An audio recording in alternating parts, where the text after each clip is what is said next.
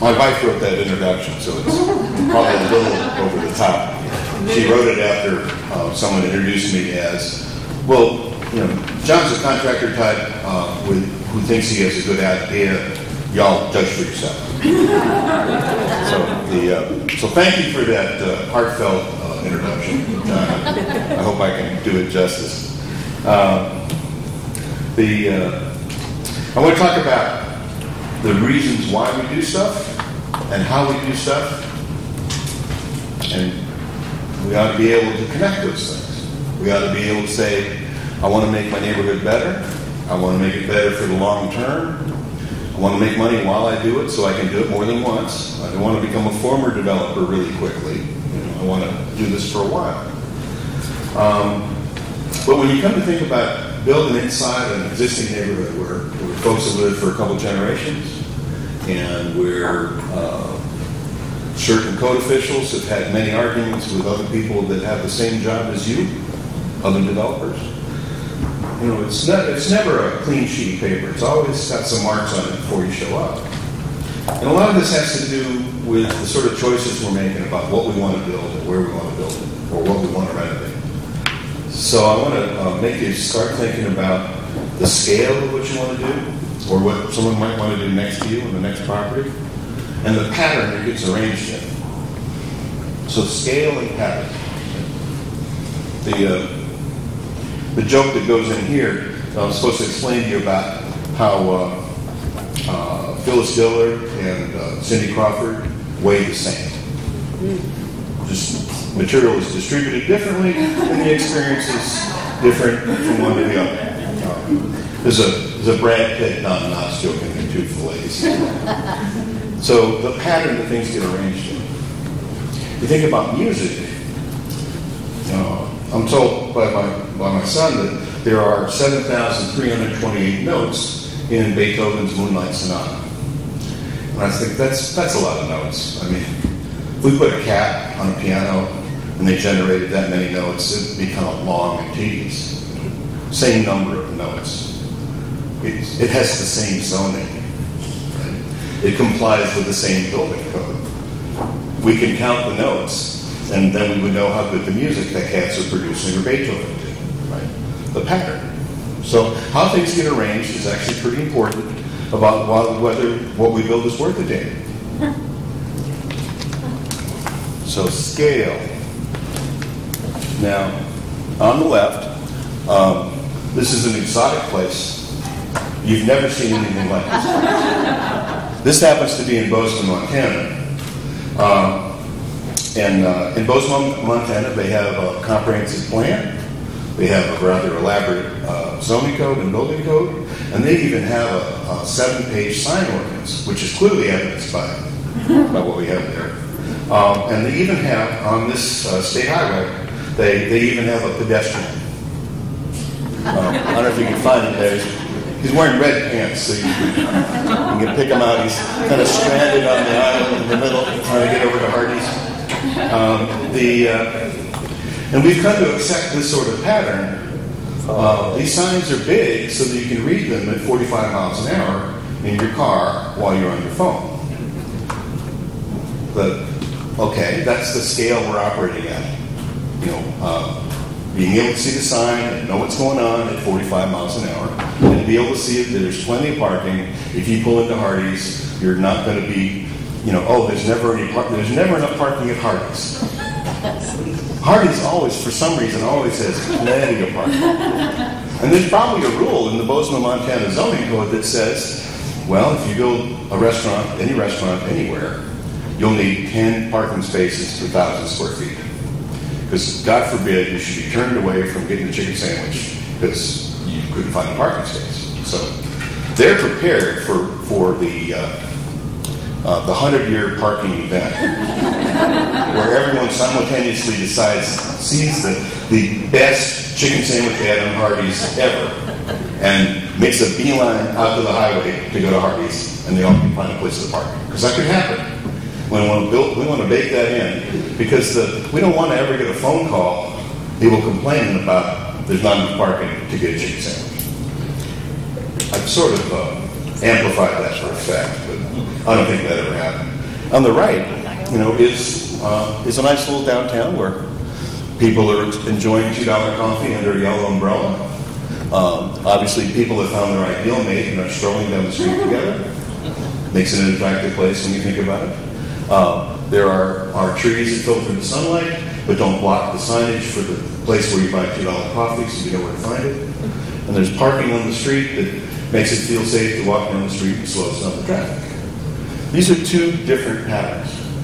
One is at a scale that accommodates people driving cars fairly fast, and the other accommodates cars that are moving through that main street, but also makes it feel comfortable if you walk down the street. So you're actually doing more than one thing with it. So it's the one on the left there is like designed to do kind of just one thing.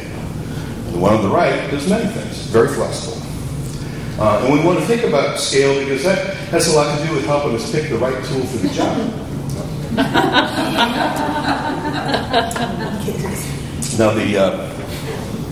Now drilling a 1x4 with a drill press may seem a bit extreme, but imagine if you had a set of rules that said, yes, we can have holes in 1x4s, but only when created by large drill presses that require very strapping young hand material. That's the minimum standard. You want to get a bigger drill press, that's on you, but you got to have at least this. So that's kind of that state highway scale. Big old drill press, strapping your man to do it. Is that really what's necessary? And also the actual little battery screw gun that you got from Ace Hardware would work just as well, and you can hang curtains with it too. So you can do more than one thing with that tool. But it's not like we're fuzzy on what we could build. I mean, this road here, this didn't happen accidentally. And there is somewhere in an engineer's office a book of standards that says we need to be able to make this right-hand turn at 45 miles an hour while we're on our phone, right? Now, there's an island there, so if you were an adventurous pedestrian, that can run a 4-minute mile, you can get out there and then make the sprint across, right? Of course, if you were actually a pedestrian in that setting, if I saw Joe Minicosi out there about to make the sprint across, I'd think, oh, there's Joe. I wonder what happened to his car. Oh, bless his heart. And it must have fallen on hard times. So we know how to do this, right? We have books of standards. We've developed a lot of precision to build places that we're not actually very crazy about. And we also have we have a number of silos that when you go to talk to the fellow in the right-hand turn lane silo, he can tell you more about that right-hand turn lane than anything you could possibly imagine. Now, you can imagine the folks that self-select to work in that silo that are really excited about the right turn lane and are kind of oblivious to the broader world. So making connections between specialists is a tough job, and that's why we need people with low social skills and low morality to do it. We need developers. Because people that are specialized need to have their world shaken a little bit to make a compromise. And developers typically know politicians, and politicians are in charge of whether or not you get to work in the silo. So all that specialization has led us to some other problems. Folks that work in public works or the highway department, they're not the only people that are specialized. Developers are specialized too. I know a fellow who only does Walgreens because that's so different from doing CVS. Just Walgreens. No. Different landscaping, different trash enclosure. The CVS drive-thru is just a huge pain to get done compared to the Walgreens one. That's a better drive-thru. So developers specialize. You have people that just do medical office buildings but not clinics. Or just clinics but not hospitals. Or just CVSs but not Walgreens. Or we've got this thing called the missing middle. This kind of a buzzword floating around planning development circles right now. We know a lot about how to make, on the left-hand side, a single-family house. We make a lot of them. And maybe we do an apartment complex out by the highway. Those just two, so you can do a starter, a first move up, a full family house, and a move down house. But we don't understand about how to make a house. We've got that all dialed in. We understand it. And people specialize. They just do starter houses. Or maybe do starter houses and first move-ups. Or we understand how to do big podium building in a downtown setting. Concrete parking lot on the ground floor, a bunch of wood frame up above, elevator, corridors. The people do that, don't do the single family. So we specialize. It's like you'd be like a doctor who's just an eye, ear, nose, throat person for males between the ages of 22 and 23. And it's all you can do to stay up on all the literature. So you got an ingrown toenail, he can't help you.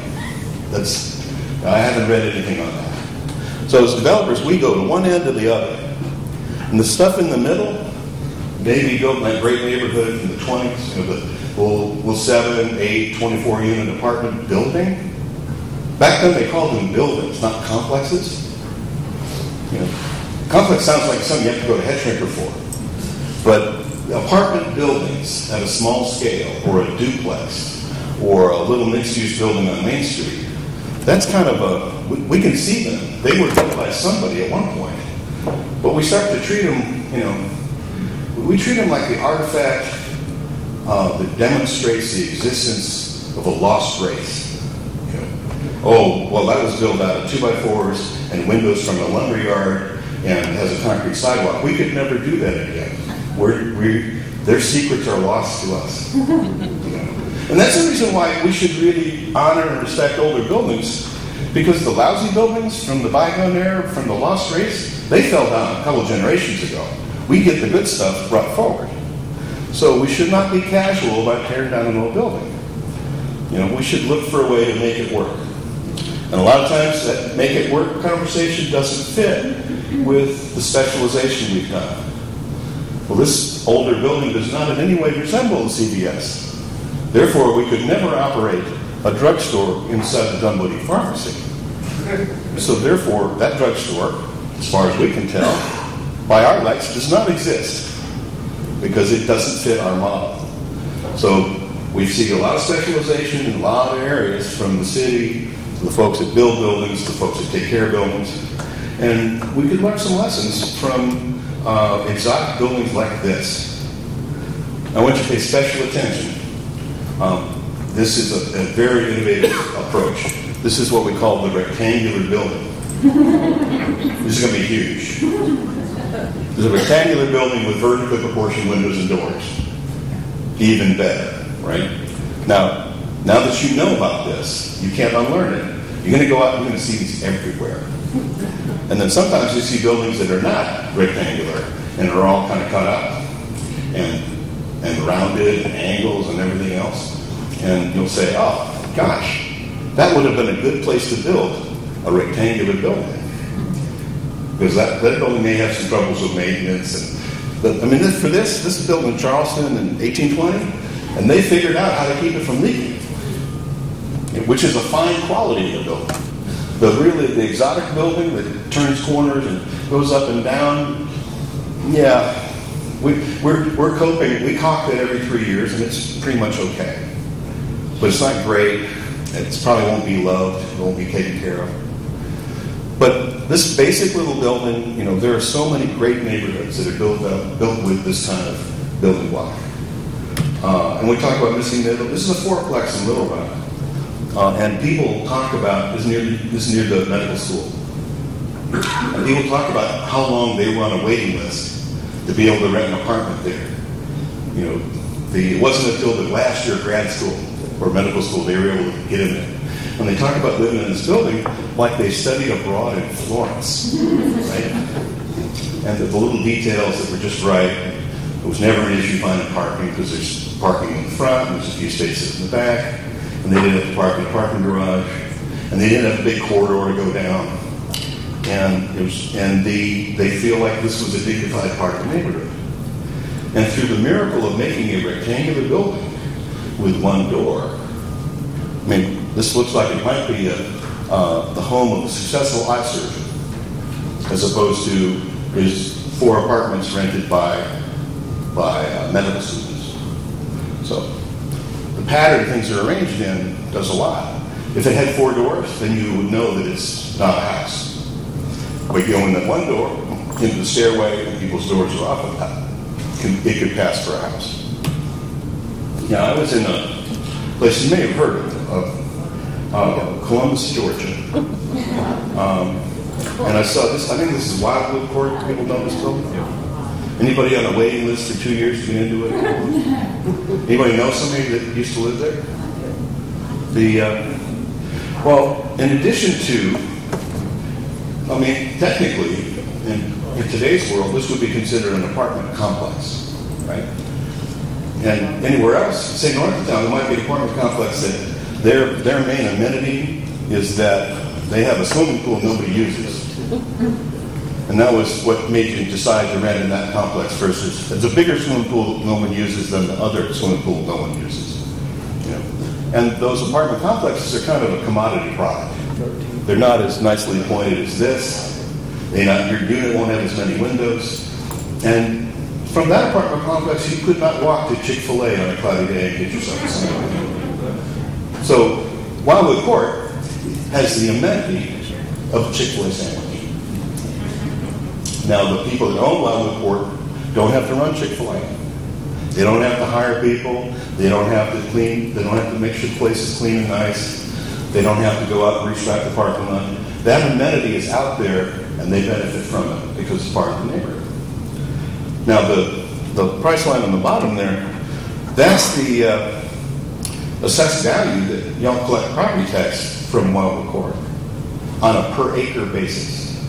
So almost $900,000 per acre is the sort of, that's the property tax coming into the city to pay for things like garbage trucks. So when you compare that to maybe single-family houses in the neighborhood, or let's see, Jim, did we run a Walmart number on this one? Not yet, but Joe's got it, I think. Okay, so Joe Minicosi is going to tell you the 3 decimal places how spectacular it is to have an ordinary apartment building in a place where you can walk to Chick-fil-A, and how that really adds to $500,000. Oh, $500,000. I'm sorry, $500,000 per acre is the assessed value of a Walmart in Columbus. So a 24-unit apartment building, or actually 3 buildings, outperforms Walmart property taxes. And I bet you whoever built this did not get any kind of tax abatement when they did it. Or any TIF or TADs or any of that other stuff. In 1938. 1938. So not only has this been a place where people have to get on a waiting list to rent an apartment since 1938, y'all been making money on it since 1938. It pays its rent. So I was in Jim's neighborhood too, and you walk up and down the street, and in between single-family houses and duplexes is occasionally a 4-plex, or there's a larger. This is a 24-unit building. And they're usually on the corner of the busier street, and they pay significant property taxes, but it fits in, and it's just kind of normal. Now, if this 4-plex burned down, you couldn't rebuild it because the zoning for that parcel says you need to build a single-family house on it. So right now, the city of Minneapolis has got zoning that makes like the best buildings in the neighborhood completely illegal. And you have to be some sort of pirate to be able to build one again and hope nobody notices because the zoning says it has to be a house now. So we've got rules in place in a lot of cities that are going to put a lot of pressure on the finances of the city because we've changed the pattern and the scale that we're building stuff at. Okay, so this is actually on a bar napkin that I had to Photoshop off the beer glass ring of. But on the left, you see a big circle, and that represents the wonderful, rich palette of urbanism available to thoughtful people. All the cool stuff we could build in this amazing world we're in. The smaller circle on the right, this is a little dated, this is from 2011, represents the financing available to build things in 2011. The intersection there, which, in all honesty, had to wildly exaggerate the size of that to have it be visible to the naked eye. The good stuff that you could build with the financing that's available has become a sliver. The Wildwood Court building would make a loan underwriter's brain explode. That's not what we're used to seeing. It doesn't. We really would like to see at least 200 units at a time, and lots of parking. And do you have a swimming pool that nobody uses? Because that's really important. No? Well, clearly Wildwood Court is a subpar building, and I don't know if we can make a loan on that. So it's just drifted just far enough outside of what's financeable. You know? But common sense says that's a beautiful building. It's doing a good job. People are happy living there, and they can get sandwich. So you might be a bit discouraged about you want to build or renovate wonderful buildings, but financing is a problem. Well, it's not just because bankers are specialized in their thinking, or the kind of the flow of what they're used to doing leads in a completely different direction. We really do have. It's not like we have a system that was deliberately put together by wise grown-ups and then handed on to us. It's been kind of evolving and cobbled together over the years. And it's mostly a system we used to finance stuff in North Columbus. You know, downtowns and midtowns, that's odd, that's exotic, that's special. You'll have to put up more cash and not be able to borrow as much money if you want to do that stuff, you know. But what we're seeing right now is that there's a big demand demographically for rental units, because there are going to be a lot more single-person households. And we tend to find people are overheating places where you can walk to Chick-fil-A. How many folks are completely satisfied with everything they know about real estate right now and don't need to learn anything new? And don't want to be exposed to any ideas that might make it hard for you to do your day job if you're in real estate? Anybody? Because I'll give you a couple minutes to leave the room. Oh, Glenn's ready to go. He's full. So, have you seen the movie The Matrix, where the mysterious character Morpheus offers Keanu Reeves 2 pills? And it's like this big moment in the movie, kind of overblown. You pick the red pill or the blue pill. You know? And then the whole movie turns on this decision, which pill you take. Well, this is about a red pill kind of book. And I would recommend it highly, but caution you, because it'll make you really upset and frustrated with what you see out on the street every day. So this book here, Reshaping Metropolitan America, written by a fellow that runs a real estate program at the University of Arizona, Arthur C. Nelson. And Chris Nelson's book, it's based on a really complicated idea that all the people that are going to buy or rent any kind of real estate between now and 2030 have already been born and counted. We know where they are. We know how old they are. We could make some predictions about what they might do with their time and their attention. And so what we're going to see right now is, currently what's built for housing in the world right now is single-family houses. We all know what those are. We know where to find them in our towns. Unfortunately, the demand from all those folks that have been born and counted, we're going to need about 75% of what's built from now on to be rental. 3/4 of what we need to build to meet the market needs to be rental.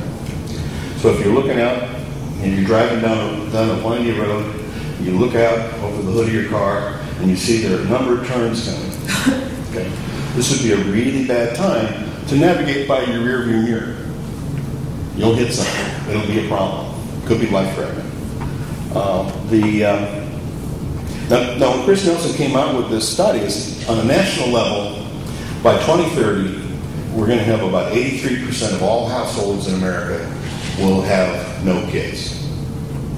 83%, no kids. What I found was more astonishing was that 63% of households would have only one person in them. And that's mostly a function of doughy, middle-aged guys like me didn't take care of ourselves and we're going to die and our wives will survive us. And there are a lot of single-person households already that's becoming a growing number, from year by year. Now, at the time, he was running a real estate program at the University of Utah, and someone pulled him aside. He was the head of the department with the And said, Dean Nelson, I don't know if you know this, but here in Utah we have a few Mormons. And Mormons have large families. And this stuff about no kids, 83%, I think you need to check your numbers. And I think you need to reconsider why you didn't accept tenure. Utah's just not like this. He says, well, that's the national trend. I said, well, okay, but what about Utah? So I'll go back and I'll pull out just the Utah numbers. And he came back and says, you're right. Utah is significantly different statistically. Instead of 83% in 2030, 83% no kids, y'all are going to have 78% no kids. And instead of 63%, one-person households, it's going to be 56. So it's wildly different. Now, you'd have to be a statistics geek to think that that's a big difference, but, he thought it was quite significant. But they're having the same issue. They've been mostly building single-family houses for a long time, and demand is going to be for rental. And the most lucrative part of that demand is going to be for rental in places where people have access to services, pharmacies, doctors, churches, things that people use for their daily life, as they can no longer drive because their eyes are going bad. Okay, so so for those of us in development, what's our world like right now? What can we do? Some of us are drinking a bit more than we ought to because we remember the recent unpleasantness, the Great Recession. And during the Great Recession, right up to that point, I've been working for 12 years on a 200-acre master plan. A courthouse, it was next to an elementary school and a middle school, had a greenway going through it. It was like, my God, I was still excited about it after working on it for getting the approval in California for 3.5 years and chasing it for 4 years prior to that. We were ready to go, and everything blew up. And I lost my piece of that when we had to replace. The bank called up and said, you need to pay off your loan, 10 days. And we raised money as equity, paid that off, and my piece went to nothing. So I've been working hard on that thing for 12 years, and it went away. And it was as good as anything anybody wanted to do in that town, and it went away. So, and I worked really hard to understand all the rules for that town. How do we make this work? We made a new zoning code. We worked with fire marshals. We did everything we could to make this as good as possible. And we had to knit together all the people that were specialized in different areas. And we were working at a scale where you could afford to knit together silos and to innovate things and be disruptive in the way the business was going to work. And it all went away. Because you can't do that stuff if you don't have enough units to spread the tax, the brain damage, the learning curve. You can't do that for 5 units. We had 1,200 units on that site. We had a lot of stuff going on. But it was big, and when big didn't happen, it was a big problem, big crater filled out. And right now, and also there was nothing for construction people to do for about 4 or 5 years. So people with really good math skills and a family to feed got out of the business, learned something else, went back to Latin America. So now we have, in most markets, we're starting to see significant shortages in skilled construction. And if you can't find the people, if you can't find a roofer or a plumber, there's a certain point where your project stalls. And then the next person after the plumber that was supposed to insulate the walls and drywall, they had to go work somewhere else. So now you got to round up a new drywall guy. And so it's very difficult to have a smooth construction schedule now just because we're short on people that know how to build buildings. We're seeing a level of shortage now when we're building about half as much as in the peak in 2005. We're seeing shortages equal to that with half the production. And so, what if we get a few more buildings under construction? What if somebody gets the bright idea they need to build a football stadium on the other side of your town, and now you can't get a plumber? So to work at a scale where you can do lots of innovative things and take care of old buildings that need a lot of love, that could be tough because you can't get a plumber. Okay, so more bad news. When we talk about small development, what are we really talking about? What compared to what? Well, projects, anything that comes down the pipe is going to be somewhere on this line between large and master plan and small and incremental. And the financing for that is going to show up on this line. It's going to be bootstrapped and entrepreneurial friends and family, or it's going to be corporate and institutional. If you build something that's recognized by folks at Wall Street as an investment-grade apartment complex, it has a certain number of units, has a certain rent level, it's large enough to have an on-site manager and a pool nobody uses. That's a standard product. It's like you go to the grocery store and you see a hamburger that says 80% lean hamburger. So that apartment complex is like 80% lean hamburger, and everybody knows what the price of that ought to be. And you can bundle up those apartment complexes and sell them at Wall Street. So because there's a market for that when you build it, now apartments tend to be in big hunks. So large and master plan kind of connects with corporate and institutional. So this is where the industry's been working. Not because somebody made a big plan and said, let's make the way we build stuff work this way, and the way we finance stuff work this way. We've kind of slouched into it. The financing has become more and more efficient as this gets structured. So it's easier to get financing for something large and institutional. It's custom made up here. These other areas, say if you try to do something small and incremental and get financing from an insurance company or a pension fund as your partner, it's just not going to fit. And down to the other side, you're not going to get entrepreneurial friends and family bootstrap financing for your large master plan project. So those two pieces of the quadrant are really not on the table. But down here, the small incremental project with the entrepreneurial bootstrap, local bank, friends and family approach to financing, that's where the action's going to be. Because that big master plan project is not going to fit into an existing neighborhood like Midtown. It's just not a piece of ground big enough without tearing down a lot of other stuff, which is why you want to be good for that stuff. So that's just not a fit. So the scale and pattern of how we do stuff has a lot to do with financing for it and where it's going. Is it a fit? So a small developer is like a band leader, and a large developer is like an orchestra conductor, right? They're all about the guitar player here is the band leader, the orchestra conductor. You can see they're roughly the same height and weight. Emphasis on the weight. But so these two guys, the one on the right started out as a piano prodigy, and he got lessons, and he went to Juilliard, and now he's an orchestra conductor. And he doesn't play an instrument anymore. A lot of his job has to do with negotiating with folks that run large venues and electrical unions, musicians, and arguing with donors about whether or not we're going to do the 1812 overture again. Oh, but you're underwriting. Yes, we'll do the 1812 overture. That's his job, and he knows what kind of sound and feel he wants from the entire orchestra. But he can't really do anything unless he's got a horn section, a big percussion setup, 53 violinists. It's a big production. And it happens at that scale, and you get orchestral music out of it. And folks are glad for that. Bell on the left, he writes all the arrangements. He plays 3 or 4 instruments. He's also managing the band. He's the band leader. He can step in and play the bass if it's needed.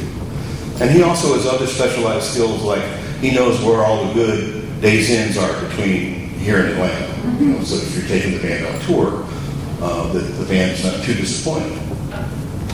That's a more general set of skills. He's not a specialist. And he still plays music. So a small developer is more like that. You got to do more jobs. Your work is not so hierarchical. You're kind of shoulder to shoulder with your architect and with your plumber, and with a nice man who's going to sign off on your building plans, John, down the city. And he looks like this. This is Nathaniel Barrett in Dallas, Texas. Nathaniel Barrett is overcoming a tremendous learning disability. He's trained as a CPA.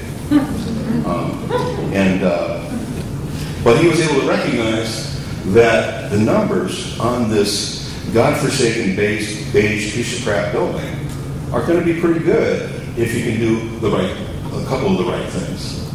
And if you can deliver it at the right budget. And he has a couple of tenants in mind. And the shot with the trash thing in the foreground, that is the most sympathetic angle you can get on this building. But for some reason, Nathaniel's a very happy individual because he lives in the neighborhood. This is his farm. And if he can turn around this building, it's going to drive a lot of value into the house he bought a block away. If you can get $2 coffee and a chicken sandwich in this building, that's a real amenity. If you can walk your kid down here and get ice cream, kill it. And he's not really worried about a swimming pool nobody uses. You know why no one uses the swimming pool in the complex? It's because that creepy guy from 4B in the Speedo is always down here. It just takes one. And if you have 200 units, your chances of getting one creepy guy in the Speedo are pretty high.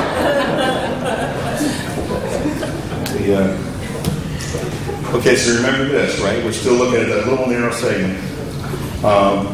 So in 2011, my partner and I decided the recession was a perfect opportunity to start a new architecture enterprise.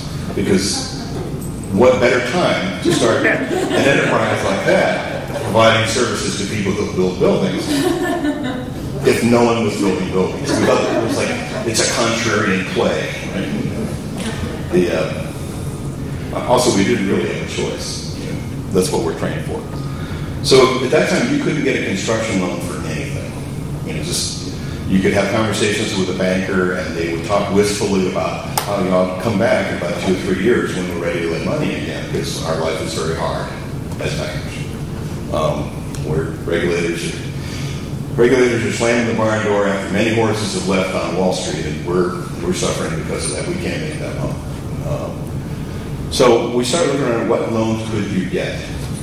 In 2011, if you had 20% down, you could buy a house with a Fannie Mae, Freddie Mac, FHA mortgage. And we started looking at those rules, and it turns out that this little mixed-use building here is a house. Because the way they describe it is 1 to 4 units, plus you can have a certain amount of non-residential as long as the zoning is okay. So a little office for a misguided architect or CPA, and 4 units. Nice ground floor owner's unit that could also, you can divide off with some shelves or whatever to your home office. Upstairs, a nice 2-bedroom, 2-bath, and 2 1-bedrooms. Now, the folks at the bank that make these regular house loans, they'll take 75% of the income from those other apartments that you're not. Say you live in the owner's unit and you rent out the other 3 apartments. You can get 75% of that income credited to your income to qualify for the loan. So with that in mind, we started to say, well, what if we designed a building tailor-made for this financing, as opposed to the building we want to do and then be told we can't get financing for it because it's too weird. If you go to the bank that will make this loan, and you ask them, I really want to build a small mixed-use building that will fit in seamlessly with our wonderful old streetcar suburb. There's a vacant lot in between the pharmacy and the Chick-fil-A. I want to build this cute little building there with a little storefront. Do you have financing for a small mixed-use building? No, that's not what we do. If you have a 200-unit apartment complex with a pool nobody uses, we got money for that all the time. But your small mixed-use building, no, we don't have that. So,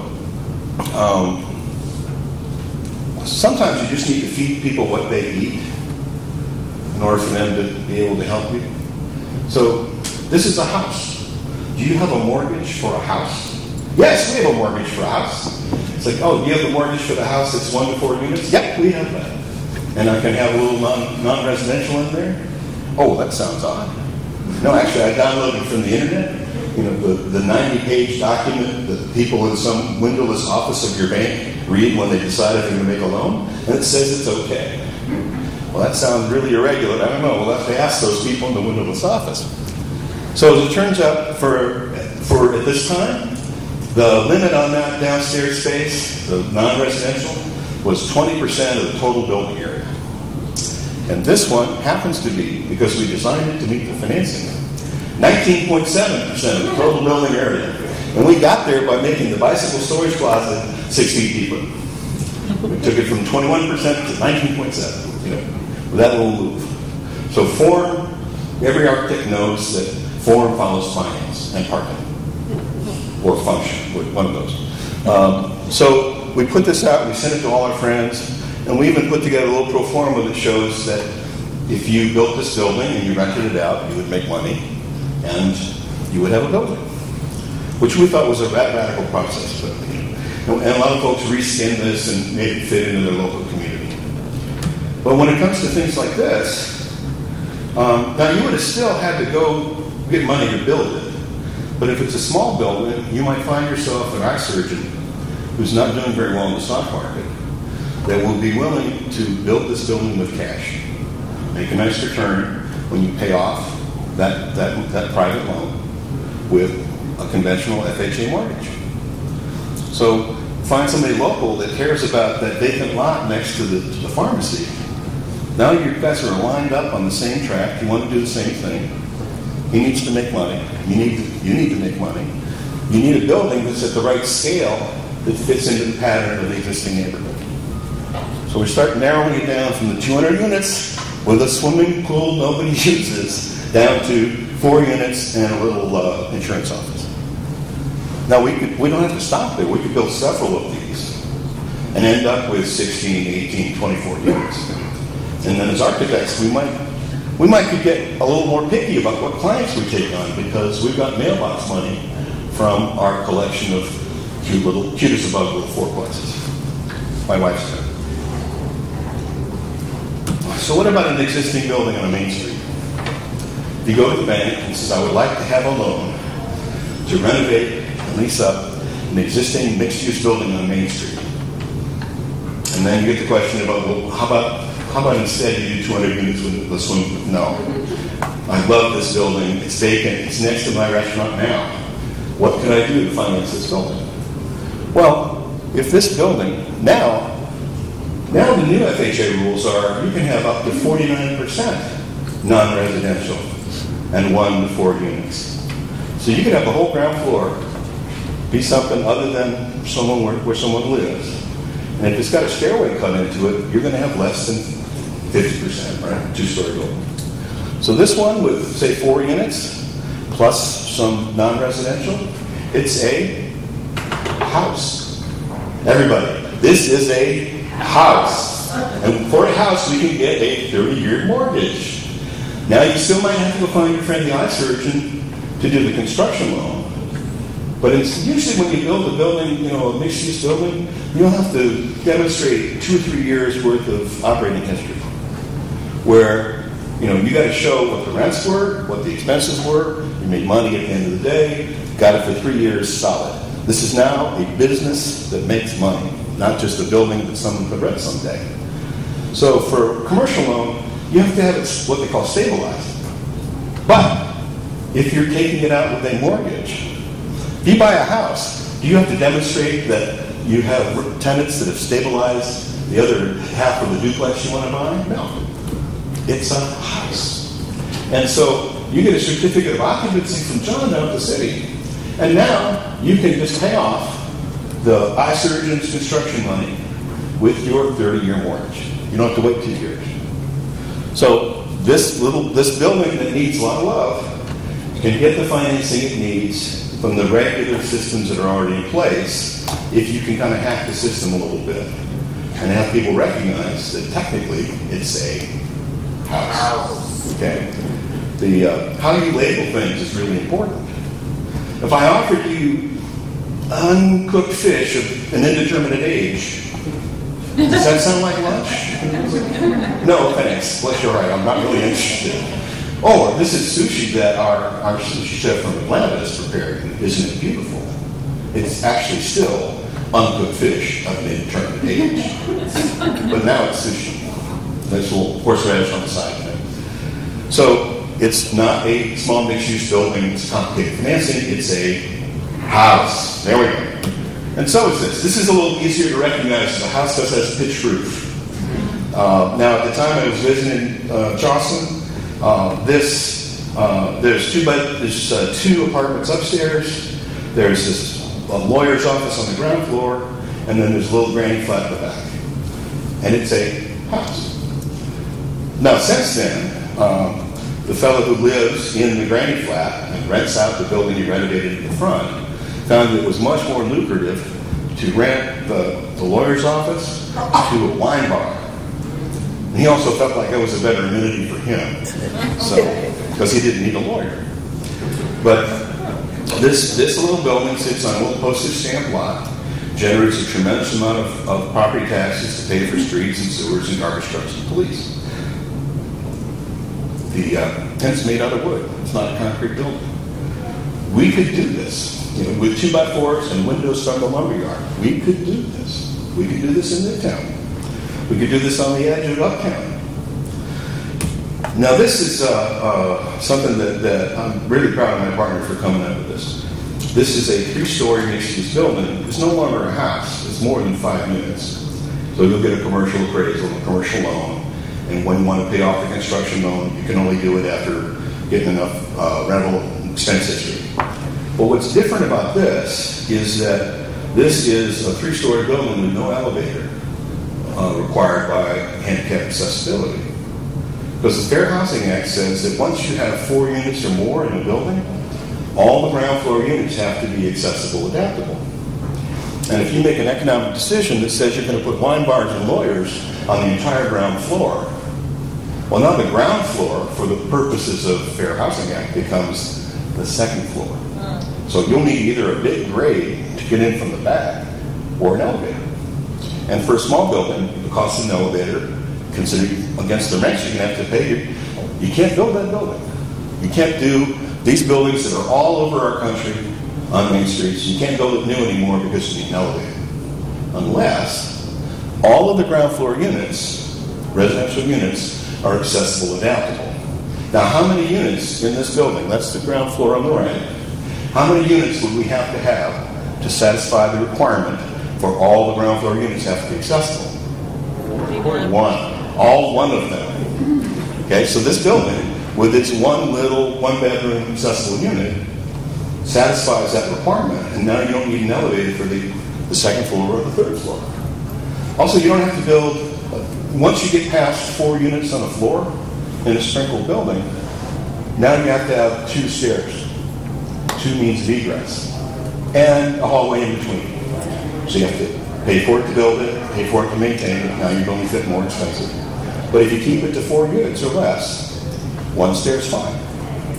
So this is about 40 feet deep and about 80 feet across the front. Fits nicely on a 100-foot lot with your parking in the back. Now this is a really important concept. Rent thresholds to construct building types. Basically the tagline under this should be, if you can't get the rent, you can't build the building. It's a great truth of development, okay? I swear you all look like me to the group, but if you can't get the rent, you can't build. Everybody, if you can't get the rent, you can't build the building. After 2 bourbons, there's an adjective that goes with the building. So these are Albuquerque prices, right? If I'm going to build that single-stair walk-up building I just showed you, in Albuquerque, for what that building costs to build, I need to get from every tenant at least $1.25 per square foot for my units, and I can afford to build that building. Now, if I decide to put a few more units on each floor, well, now I got 2 stairs and a hallway. So now I need $1.35 per square foot per month. I may not be able to get that, so I should probably keep my building small.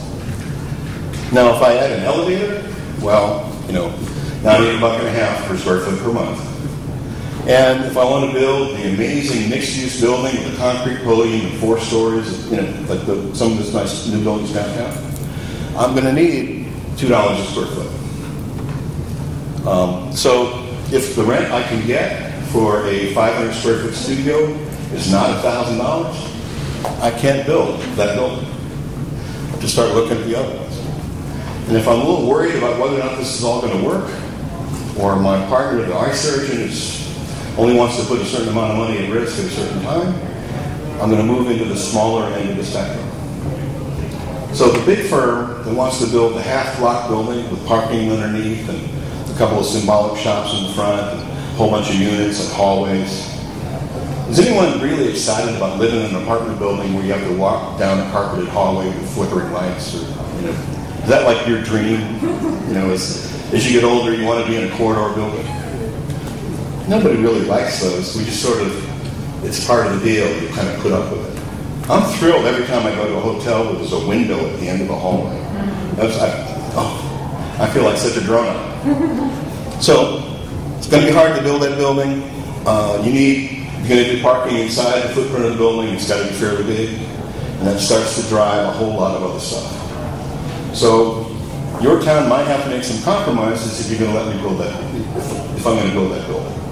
I might not have any budget to make the building look nice on the outside, because my budget comes from whether or not I can get $2 a square foot. So if I can't get $2 a square foot, I can't build your expensive, make the building look nice building. I can build one that technically meets the code. It complies. It's like the hot dog regs the Department of Agriculture has. You can have up to 3 rodent hairs in a hot dog. It's still legal. So I could build a 3 rodent hair building for $2 a square foot.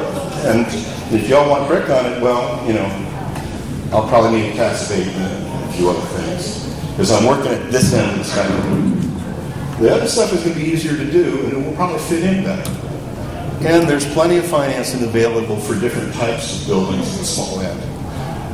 If you have a business and you want to do an SBA loan to get yourself a building, put that business in, it may not be a big building, but it would be real important to your business. It would probably be important to the neighborhood. So that's all I've got. I want to leave you with this compelling vision that there are lots of choices about what you could build. You can decide what scale. Can you read the sign at 45 miles an hour? And what pattern? What happens when you put more than one building? That Hardee's, it meets all the building code. It's kind of a 3 rodent hair building. So if you make rules that prevent the worst possible thing from happening, your zoning code prevents the worst possible, the 3 rodent hair building. By definition, what does that make? What you can do legally as of right. Now you can build the next to the worst possible thing building until they make that illegal. So maybe a while before places like that get down to the idea of, how about no rodent care buildings? How about we build beautiful buildings that are going to last more than 15 years? They're flexible, you can do more things. So that's my spiel. I'm happy to take questions if we have time, which we don't. I was just teasing. Well, thanks. Also, now y'all have homework. It's simple though. You need to decide if, for some reason, you want to abandon your chosen field and chosen life and become a small developer. You can come to our workshop in November, and we can teach you the dark secrets of this trade. If you'd rather not, you probably know somebody who probably should. You have maybe a son-in-law who's drifted from job to job. Bit handy. You may have a daughter-in-law who's a good property manager. You know somebody at your church, somebody that you bump into at Iron Bank Coffee on a regular basis, that they really ought to be building on that vacant lot across from your house or down the street from your office, right? So I want y'all to think about how you might exert the sort of loving influence that Southern people are famous for and help guide that person into this workshop so they can learn how to do this.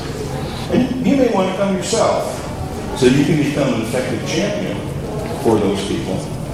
Or, since you know your son-in-law so well, you might want to go and take the same class he did so you can correct him about his bad math skills. Because he's asked you to help with down payment. So that would be you would be a champion of a small developer as opposed to a suspicious father-in-law. That's much classier. You'd be a champion.